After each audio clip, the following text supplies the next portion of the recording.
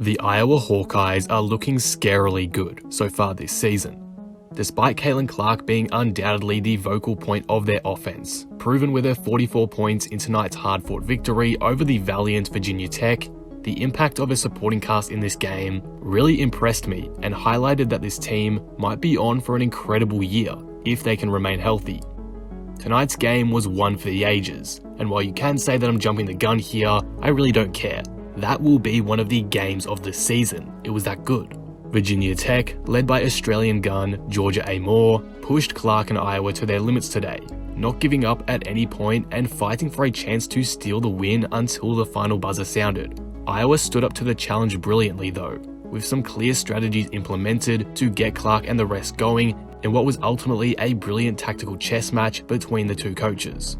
This back and forth affair we just witnessed between the 3rd ranked and 8th ranked team in the nation was simply phenomenal, with high levels of shot making throughout and an incredible duel between two of the best guards in the nation. After a game like that, of course I want to analyze it. In today's video, I'll be breaking down the intriguing elements of the first top 10 battle of the women's college basketball season, from Virginia Tech's early defensive strategies to how Iowa combated them to the otherworldly brilliance of Caitlin Clark and Georgia A. Moore down the stretch. But before we start, if you're new here and enjoy the video, be sure to subscribe for more women's basketball content like this. But with that being said, let's talk about this thrilling match between the Iowa Hawkeyes and Virginia Tech Hokies. The first quarter had an insane pace to it, each team barely going deep into the shot clock, countless possessions being racked up during the first 10 minutes. However, despite this quickness, it was also a slow quarter for both teams production-wise, especially Iowa, who at one point in the game were 1 for 14 from 3. So, let's take a look at the defensive strategies that caused that. For Virginia Tech, they found out you cannot give Clark any sort of space whatsoever, or she'll start knocking down shots like this. And assists. Clark hits the 3! So they proceeded to target her with intense close-up defense, mainly by Georgia A. Moore, where they tried to force the ball out of her hands. Iowa tried to combat this with pick and rolls between Stuelke and Clark, hoping to give Clark some space, but Virginia Tech would simply ignore the screener and end up double-teaming Clark, typically A. Moore and Kitley being the two physical defenders in these situations.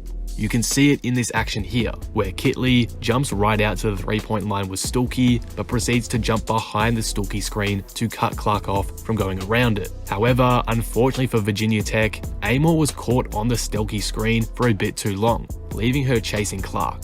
Clark's ability to read the floor and play make has evolved. Her decision making is at the highest level it's ever been, as I've discussed before on this channel. So, with her speed advantage over Kitley, she sprints to find an open passing lane and is able to dish a gorgeous bounce pass inside to the rolling Stuelke, who gets the layup. This unselfish understanding and overall improvements in decision making from Clark over the past year have made Iowa's offense as a whole so much more versatile and difficult to defend. So despite VT's best efforts here, there's really not much else they could have done. To credit Virginia Tech, they did prevent Clark from scoring in double figures in the first quarter, but the pick and rolls between Clark and Hannah did haunt them for a while. Despite the Hokies being able to force Caitlin to get rid of the ball, it didn't really matter when they were constantly giving up wide open layups. The pick and roll was a perfect way to combat the intense one-on-one defense Clark was facing for Iowa, and it demonstrated how amazing Stuelke's impact can be. Like in this play here, Stuelke sets the screen, Virginia Tech once again try to chase Clark with a double team, but Stuelke's screen forces her defender to go over it to try force that double on Clark, which allows her to dive into an open lane for the basket. Hannah Stuelke plays the perfect role next to Clark and has become the perfect replacement for Monica Czinano, creating an elite two-woman game that has been extremely effective early on this season. Virginia Tech simply had no answers for it as time wore on, because either you stick with Stuelke and give Clark just enough space to let it fly, or you try trap Clark and run the risk of her finding Hannah down low. I'm surprised Iowa didn't spam this more often because it was simply unstoppable whenever they did. But that leads me into the second quarter and beyond, because that's when this game took a turn from being very strategy based to an isolation scoring duel for the ages. Virginia Tech had been running a lot of off-ball movement plays in the first quarter, featuring plenty of dribble handoffs that aimed to get either one of their shooters open or a drive to the basket on a mismatch.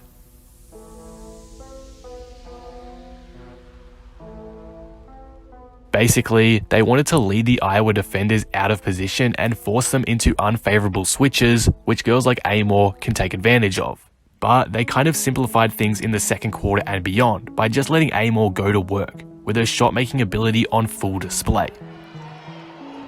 Amor off the cross, sidestep three, got it! I mean, just look at some of these shots down the stretch. Iowa could have easily walked out double-digit leaders, but Amor kept hitting tough shots and making smart reads, and it gave the Hokies every chance to win this one. You have to give credit where it's due.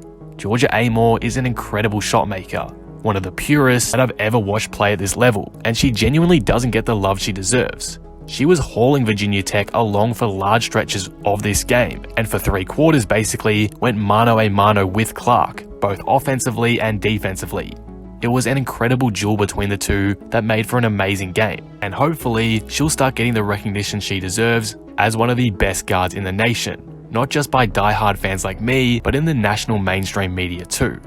We always talk about Clark and LSU and UConn. When a player is hooping with the skill and brilliance that Amor does, that deserves some appreciation as well. Iowa's second quarter featured a lot of dribble handoffs and off-ball sets for Clark, which worked well for the most part. They got a lot of and ones and trips to the free throw line. This one here was excellent at getting Clark a good look at the basket in particular. Clark sets a screen on the strong side, waits for the ball to swing, and then curls off on a decoy screen set by Goodman, receiving the ball in the paint for a fadeaway look, which she drills home.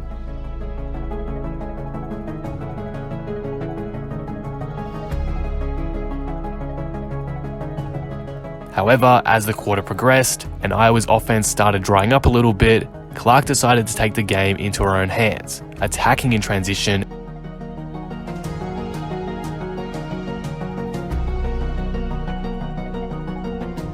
and pulling up from deep. Clark ultimately was the difference maker in this one. She's now an elite scorer at all 3 levels and can put her teammates in fantastic position to score consistently. There's no other way to describe her than being simply inevitable, and her 44-point outing continues her insanely high level of production that's been occurring since late last season, taking out huge chunks of the margin between her and Kelsey Plum's all-time scoring record. I've analysed Clark a lot on the channel lately, so I don't want to repeat myself too much here, but she's playing at such a high level right now and it's genuinely must-watch TV. You're doing yourself a disservice if you're not watching Iowa's games. In the end, despite a hard-fought effort, the Hawkeyes walked out 4-point victors in this one. But there's plenty of positives to take away from this one if you're the Hokies. They've got fantastic depth with girls like Kitley and Wenzel being legitimate scoring threats at any time, and of course their charismatic floor general who almost matched Caitlin Clark's ridiculous performance shot for shot is leading the way too.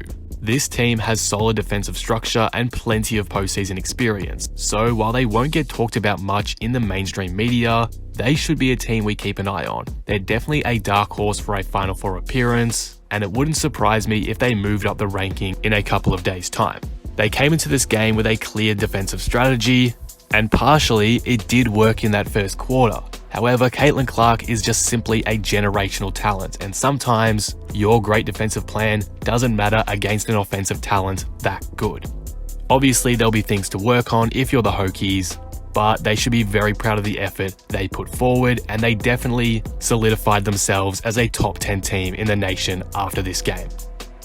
As for Iowa though, oh my days, are they building something special right now? The team faced numerous defensive strategies from the Hokies in this game and overcame all of them. Clark wasn't phased at all despite some intense guarding, and she managed to get everyone else involved too, with everyone on the floor gelling together brilliantly. And even despite a rough offensive stretch to begin this game, Iowa held strong defensively, eventually got going offensively with the supporting cast stepping up, particularly Hannah Stilke. Despite their offense being so heavily Clark-centric, they're surprisingly not one-dimensional at all, and that's what should terrify every other ranked team. You can slow this offense down temporarily, but they will find a way to beat you. And unfortunately for the Hokies, they found that out the hard way today. What an incredible game though. I'm praying we get to see these two elite schools go head-to-head again sometime later this season, because from an entertainment point of view, that was excellent basketball. But what do you guys think of this? What were your thoughts on this battle between Iowa and Virginia Tech and the duel between Clark and Amor? Let me know all your thoughts down in the comments below.